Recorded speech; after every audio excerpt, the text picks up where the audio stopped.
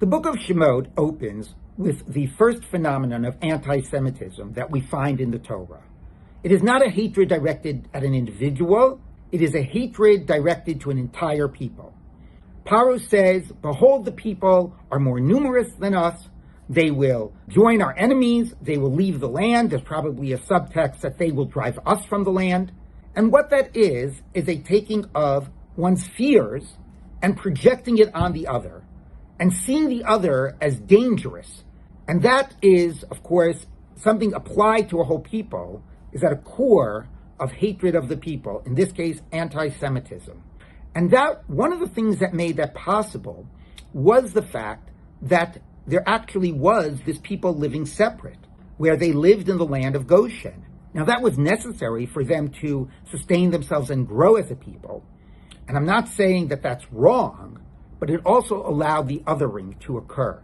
Of course, there's been plenty of anti-Semitism even when we've lived in an integrated society. Another important dimension is the sense of othering that goes so far to be a dehumanizing. And this occurs multiple times in the Parsha. The Parsha opens by saying, Bnei Yisrael paru vayishritzu. They increased and they teemed, but the word yishritzu is like a bug. They were like cockroaches. They were multiplying, they were spreading everywhere. Vatimaleya aretzotam. And that is met by the Egyptians vayakutsu.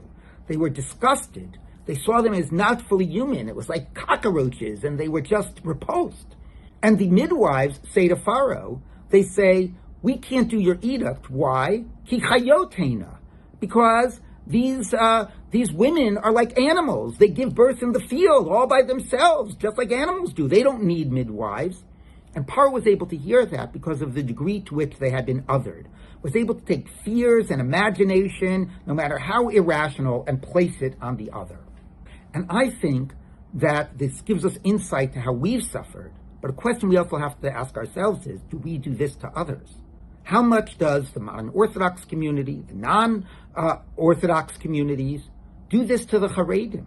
See them as others, different way of dressing, different living separate, and project our fears, project a disgust on them because they are not like us.